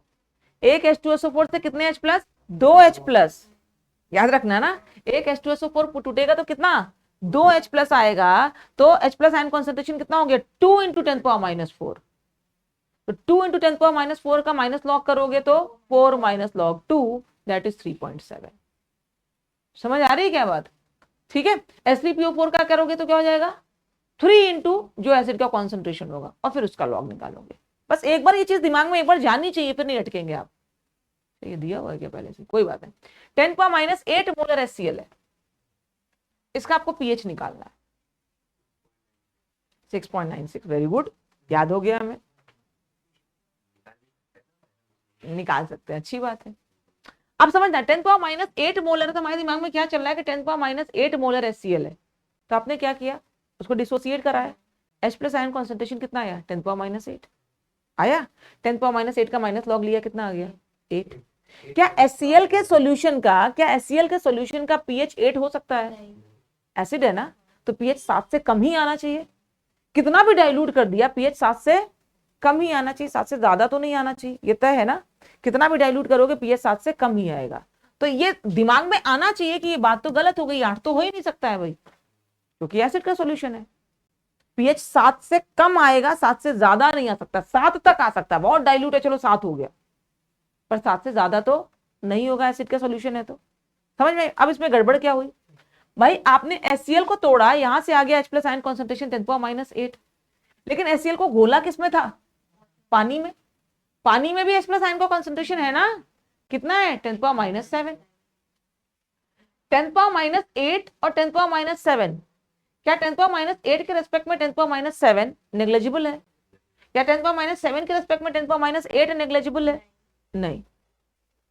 अब आपके दिमाग में आ रहा होगा मैम जब 10⁻⁴ 10⁻² था तब तो आपने पानी की बात नहीं करी थी। बिल्कुल नहीं करी थी, क्योंकि 10⁻² H प्लस कंसेंट्रेशन अगर एसिड से आ रहा है और पानी से 10⁻5 आ रहा है, तो 10⁻² में 10⁻5 जोड़ भी दिए तो क्या ही फर्क पड़ता है, कितना रहेगा, 10⁻² ही रहेगा। लेकिन 10⁻7 में 10⁻8 जोड़ोगे तो फर्क पड़ता है। डेसिमल के 1 प्लेस तक तो आप कंसिडर करोगे ना, 1 और 1 के रेस्पेक्ट में 0.1 को इग्नोर नहीं कर सकते हो, 10% थोड़ी इग्नोर कर देंगे। लेकिन 1 के रेस्पेक्ट में 0.01 आप इग्नोर कर सकते हो। 10% है तो 10% को थोड़ी इग्नोर कर सकते हो, 10% इज अ बिग अमाउंट। तो 1 के रेस्पेक्ट में 0.1 इज नॉट इग्नोर्ड, बट 1 के रेस्पेक्ट में 0.01 है, 0.001 है तो उसको इग्नोर कर सकते हो। तो जब ये H+ ion concentration from acid and H+ ion concentration from water, इनमें सिर्फ 1 डेसिमल प्लेस का डिफरेंस है, तब आप उसको इग्नोर नहीं करोगे, दोनों H+ आयंस को कंसिडर करोगे। लेकिन 1 से ज्यादा डेसिमल पॉइंट का डिफरेंस है तो जो ज्यादा वाला होगा उसको लोगे। जैसे ये 10⁻5 होता तो आप इसको इग्नोर कर देते, समझ आई बात। जैसे ये 10⁻9 होता, ये 10⁻9 होता तो आप किसको इग्नोर करते, ये 10⁻9 होता तो किसको इग्नोर कर देते, इसको इग्नोर कर देते, इसको ले लेते। समझ आ गई बात। तो जो कम वाला होगा उसको इग्नोर कर दोगे जब डेसिमल प्लेस में 1 से ज्यादा का डिफरेंस होगा। तो फिलहाल यहाँ पे इन दोनों को जोड़ना पड़ेगा। तो total H+ ion concentration in the solution क्या हो गया, 10⁻8 प्लस 10⁻7। जोड़ देंगे क्या आ जाएगा, 11 इंटू 10⁻8। 10⁻7 को लिख सकते हैं ना 10 इंटू 10⁻8, तो क्या हो जाएगा 8 माइनस log 11। log 11 की वैल्यू आपको क्वेश्चन में दे रखी है, pH आ जाएगा 6.96। समझ आ गई क्या बात, क्लियर। बोलो ऋषि, कहाँ अटके, नहीं पक्का, ठीक है।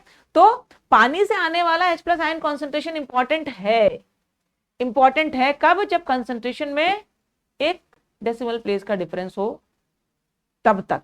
1 से ज्यादा डेसिमल प्लेस का डिफरेंस हो तो जो कम वाला होगा उसको आप इग्नोर कर दीजिएगा, ठीक है। आ जाएगा pH 6.96। जैसे 10⁻7 मोलर HCl दे दिया, अब क्या करना पड़ेगा फटाफट बताओ, ओरली हो जाएगा। pH कितना आएगा, 7 माइनस log 2। अब यहाँ H+ आयन कॉन्सेंट्रेशन यहाँ से भी आएगा और पानी से भी आएगा, दोनों जगह से आएगा। क्या हो गया 2 इंटू 10⁻7, तो 7 माइनस log 2। समझ में आई बात, 6.7 आ जाएगा। कर लेंगे। अब वीक एसिड पे आ जाते हैं। वीक एसिड के सॉल्यूशन का pH निकालना है हमको। क्या करें भाई, वही H+ आयन कॉन्सेंट्रेशन चलना चाहिए। क्या H+ आयन कॉन्सेंट्रेशन निकालना अभी तक नहीं सीखा है, सीख लिया है ना। H+ आयन तो निकालना सीख लिया। अल्फा क्या होगा, √Ka/C। अल्फा निकाल लिया, √Ka/C चेक कर लिया अल्फा एप्लीकेबल है या नहीं, Ka/C निकाल लिया, फिर C alpha, H+ ion concentration आ जाएगा। इतना तो हम पहले भी कर चुके हैं, एक ही स्टेप तो और आगे बढ़ना है। क्या, minus log of H+ ion concentration, आ गया pH, है ना, आ गया। क्या अल्फा क्या होगा, √Ka/C, K दे रखा है, C दे रखा है, तो √Ka/C क्या हो गया 1/2 इंटू 10⁻4 आया, 1.2 इंटू 10⁻4 आ जाएगा। क्या अल्फा, C अल्फा क्या हो जाएगा 4 इंटू 10⁻4, ये भी आ गया। 4 इंटू 10⁻4 हो गया। आप क्या करना है, H+ आयन कॉन्सेंट्रेशन तो निकालना है। 4 माइनस log 4, 4 माइनस log 4 मतलब 0.6, 4 माइनस 0.6 मतलब 3.4, खत्म। चल रहा है काम, ठीक है ना। तो यहां तक का काम तो हम ऑलरेडी कर चुके थे। यहाँ पे एक नई बात आ गई, क्या, बस pH निकालना है। तो अब तो मैथमेटिक्स ही सीखनी थी, pH निकालना है तो minus log of H+ ion concentration. जैसे आपको बोला इस क्वेश्चन में देखना, एसिटिक एसिड का एक सॉल्यूशन दिया है, उसका कॉन्सेंट्रेशन दिया है, अल्फा नहीं दिया है, सॉरी Ka नहीं दिया है, यहाँ पे सीधे दे दिया है कि इट इज 2% आयोनाइज्ड, मतलब आपको अल्फा परोस के दे दिया है भाई। अल्फा तो आपको परोस ही दिया है, तो क्या अल्फा निकालना है। अल्फा निकालने के लिए ही तो Ka चाहिए था, या तो अल्फा आपको निकाल के ही दे दिया है। बताओ कितना होगा, हाँ नॉर्मेलिटी दिया है। तो अब क्या करें, कंसंट्रेशन रखना होता है तो नॉर्मेलिटी नहीं चाहिए, मोलरिटी चाहिए। पर यहाँ पे नॉर्मेलिटी मोलरिटी क्या होगी, बराबर होगी, क्योंकि एन फैक्टर क्या है 1। हाँ, बिटवीन 4 and 5। एग्जैक्ट वैल्यू कितनी आएगी 4.4, करेक्ट। भाई आपको कंसंट्रेशन दे रखा है और आपको क्या दिया है, अल्फा भी दे रखा है। H+ आयन कॉन्सेंट्रेशन क्या होगा, C अल्फा होगा। क्या, एसिटिक एसिड डिसोसिएट होगा, H+ आयन कॉन्सेंट्रेशन क्या, C अल्फा। C की वैल्यू क्या दे रखी है 0.002, अल्फा की वैल्यू क्या दे रखी है 0.02। तो कितना हो जाएगा 2 इंटू 10 पावर माइनस 5 यानी 5 माइनस लॉग 2। कुछ गलत हो गया क्या? अच्छा 2 इंटू 2 4 भी तो होता है भाई, 2 इंटू 2 4 होता है, ऐसा होता है आपके साथ भी होता है, 2 इंटू 2 5 भी हो जाता है कभी कभी। ठीक है मेरा 2 इंटू 2 2 ही रह गया, कोई बात नहीं। तो 2 इंटू 2 4 हो गया, तो क्या हो गया 5 माइनस लॉग 4 दैट इज 4.4। ठीक है ना, कर लेंगे ना? ज्यादा फास्ट तो नहीं भग रहा है ये भी बता दो भाई, कुछ अंदर जा रहा है कि सब ऊपर से जा रहा है? जा रहा है। पीएच ऑफ बेसिक सॉल्यूशन, कोई सॉल्यूशन बेसिक है, अब क्या करना है फिर से वही पीएच निकालना है, मतलब H प्लस आयन कॉन्सेंट्रेशन पर बेस तो आसानी से क्या दिखे आएगा आपको, इक्वेशन बनाओगे तो क्या दिखेगा OH माइनस आयन कॉन्सेंट्रेशन। फिर क्या करें वही KW is H plus into OH minus, सारा वही काम करना है आपको, है ना। आपको एक स्ट्रॉन्ग बेस का सॉल्यूशन दे दिया मैंने BOH 0.1 मोल है, क्या होगा टूटेगा, पूरा टूट जाएगा, पूरा टूट जाएगा तो OH माइनस आयन कॉन्सेंट्रेशन कितना 0.1 तो POH कितना 1, POH 1 तो pH कितना 30, pH प्लस POH क्या होगा 14 होगा हमेशा एट 25 डिग्री सेल्सियस। मतलब आपसे पूछा जाए pH plus POH is always 14, not always, pH plus POH 14 होगा सिर्फ 25 डिग्री सेल्सियस पे रूम टेम्परेचर पे। क्या pH ऑफ न्यूट्रल वाटर 7 हमेशा, pH of neutral water 7 only at room temperature. Temperature बढ़ाओगे तो न्यूट्रल वाटर का pH 7 से ज्यादा या 7 से कम, pH बढ़ाओगे तो KW क्या होगा 10 पावर माइनस 13, 10 पावर माइनस 12 की तरफ जाएगा, तो H plus ion concentration 10 power minus 6 या 10 पावर 6 आएगा, तो pH क्या होगा कम आएगा। तो इस तरह के क्या कहते हैं स्ट्रेट क्वेश्चंस जो कंसेप्चुअल है, ये थियोरेटिकल है, इसमें न्यूमेरिकल नहीं है, ये कंसेप्चुअल है कि pH का टेम्परेचर के साथ क्या फर्क पड़ेगा। तो टेम्परेचर बढ़ाओगे तो pH क्या होगा कम होगा। ठीक है चलो ये वाली बात हो गई, आपने pH निकाल लिया, POH निकला यहां से कितना आया 1, POH 1 आया तो pH क्या आ जाएगा 13 आ जाएगा, pH प्लस POH 14 होता है। और या फिर आप POH मत निकालो, OH माइनस आयन कॉन्सेंट्रेशन आ गया ना डायरेक्टली, यहीं से H plus into OH minus बराबर 10 पावर माइनस 14, यहीं से आप H प्लस निकाल लेते 10 पावर माइनस 13 आ जाता, pH डायरेक्टली निकालते। यहाँ पे बस गड़बड़ होती क्या है, आपने निकाला आंसर आया 1 नॉटिक लगा के चले आए 1, ये नहीं करना है, POH निकालना है, आपको पूछा क्या जाता है pH। तो मेक श्योर एक बार श्योरिटी दिमाग में एकदम क्लैरिटी होना चाहिए, pH या POH। आप जो निकाल रहे हो वो भी निकालते निकालते बोलते रहो pH चाहिए, pH चाहिए, pH निकाल रहे हो, pH दिमाग में चलना चाहिए, pH चाहिए। क्योंकि जैसे ही हम सॉल्व करते हैं ना, एक सॉल्व किया यहाँ पे वैल्यू आई, ऐसे डबल लाइन लगाया और तुरंत ऑप्शन ढूंढने लग जाते हैं, और ऑप्शन में जरूर रहेगा वो 100% रहेगा वो, और आप लगा के चले जाते हैं। तो दिमाग में चलना चाहिए साथ में। आप जो बार बार कहते हो ना सिली मिस्टेक, यही तो है सिली मिस्टेक की कैटेगरी। और ये मिस्टेक्स नहीं होने चाहिए क्योंकि तुम्हारे को सब कुछ आता था, तुमने टाइम भी दे दिया और उसके बाद भी तुम गलत करके आए हो, तो ये बिल्कुल भी अलाउड मिस्टेक्स नहीं है, तो अलर्ट रहने की जरूरत है। ठीक है ये वाली बात हो गई, pH plus POH equal to 14। आपको बोला जब BaOH ट्वाइस का 0.05 मोलर सॉल्यूशन है, pH बताओ फटाफट भाई, स्ट्रॉन्ग बेस है कि वीक बेस है? स्ट्रॉन्ग बेस है, के भी दिया नहीं पहली बात तो स्ट्रॉन्ग ही होगा। दूसरा क्या है अल्कलाइन अर्थ मेटल का हाइड्रोक्साइड, ग्रुप 1 ग्रुप 2 के ऑक्साइड्स और हाइड्रोक्साइड्स क्या होते हैं स्ट्रॉन्ग बेसेस होते हैं, तो ये स्ट्रॉन्ग बेस है। ठीक है स्ट्रॉन्ग बेस है, इसके 1 से इसके 2 मोल, तो 0.01 मोलर हो गया कंसंट्रेशन, pH क्या POH हो गया 1 तो pH क्या हो गया 13, है ना, pH क्या हो गया इसका भी 13। 10 पावर माइनस 8 मोलर NaOH, लगाओ दिमाग ओरली करो,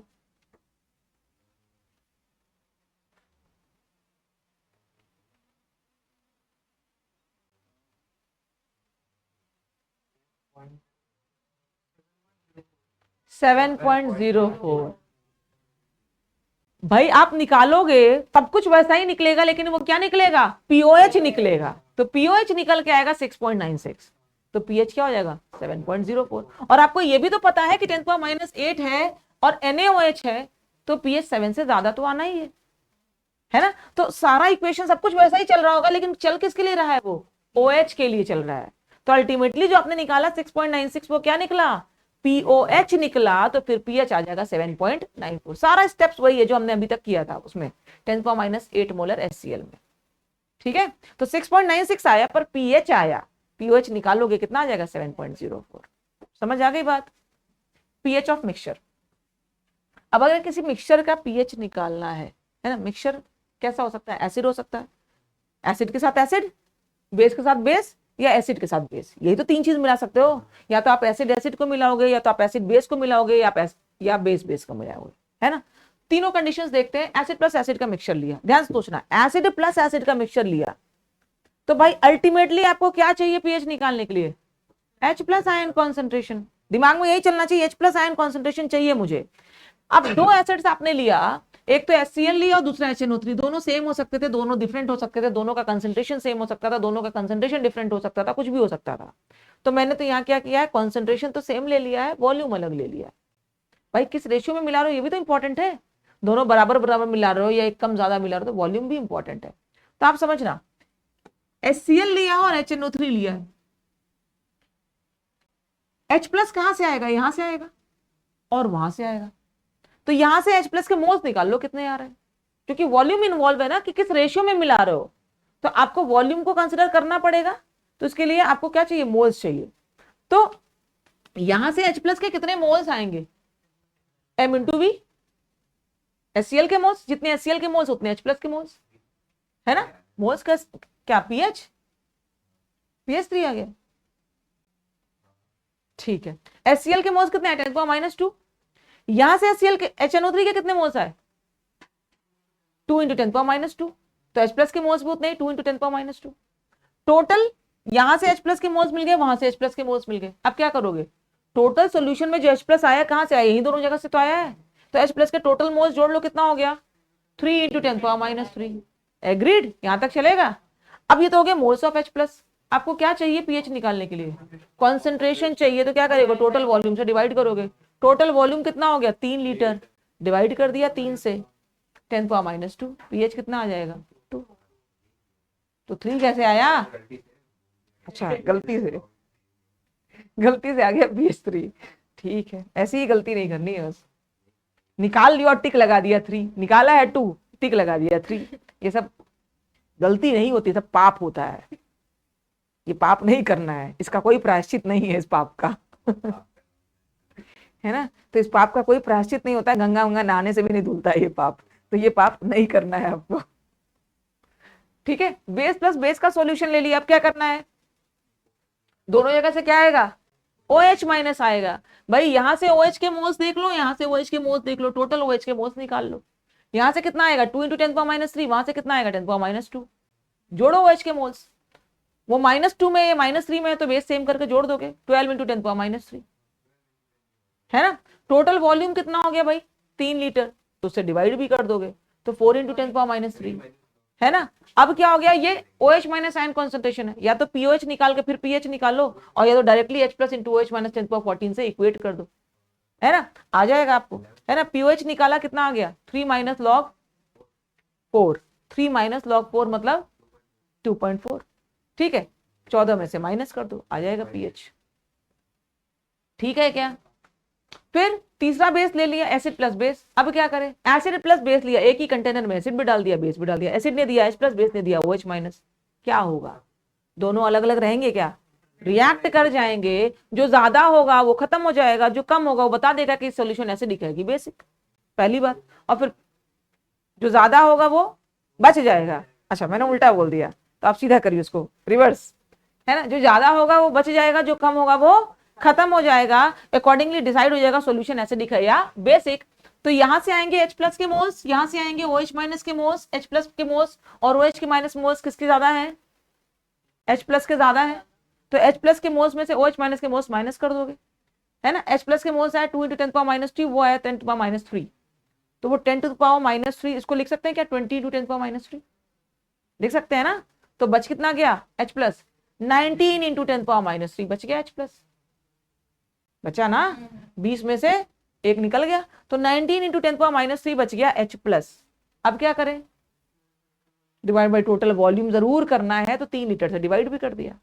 अब इसके बाद यहां तक मेरा काम था। इसके बाद minus log of H plus ion concentration, pH निकालो, निकाल लेंगे। लॉग 19 की वैल्यू वैसे तो दी होगी, सपोज नहीं दी है तो कुछ जुगाड़ तो लगाना पड़ेगा ना। 18 मान के क्या ही कर लेगा, 18 मान ले, 6 इंटू 3 कर ले, या तो है ना 6 इंटू 3 कर ले, और या फिर 20 मान ले, 2 इंटू 10 कर लो, जैसे भी है ना। या तो अगर ज्यादा टाइम है तो दोनों मान लो, दोनों का एवरेज निकाल लेना बहुत एक्यूरेट निकालना है, दोनों मान लो और दोनों का एवरेज निकाल लेना। एक बार 18 मान के निकाल लो,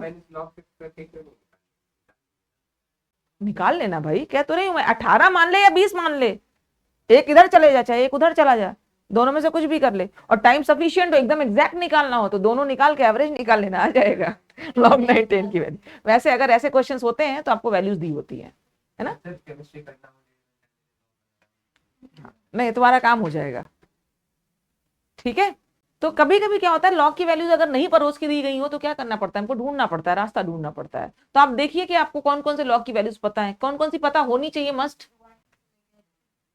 2 की पता होनी चाहिए, 3 की पता होनी चाहिए, और 5 की पता नहीं होनी चाहिए। 10/2 log 10 माइनस log 2 तो नहीं याद रखना है 5 की, है ना। हाँ, 7 की पता होनी चाहिए, बस इतनी पता होनी चाहिए। 2, 5 और 7, सॉरी 2, 3 और 7। हाँ नहीं, 5 की तो हो गया काम, 9 का भी हो जाएगा काम। 9 मतलब 3 स्क्वायर, 2 log 3, है ना। 10 तक तो पता ही होना चाहिए, वैसे आगे का दे देता है मोस्टली। मतलब कम से कम 10 तक में आपको 2 का, 3 का और 7 का, ये 3 याद कर लोगे तो तुम काम चला लोगे, थोड़ा बहुत इधर उधर करके काम चला लोगे आप, है ना। तो 2, 3 और 7 का याद कर लो, बस बाकी काम चल जाएगा हमारा, ठीक है। अब बस कॉमन आयन इफेक्ट अगली क्लास में।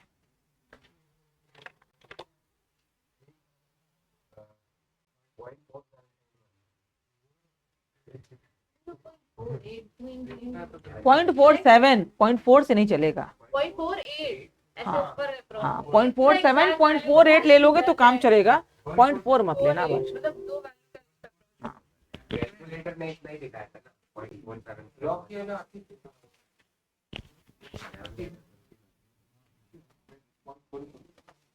ज्यादा आ गया।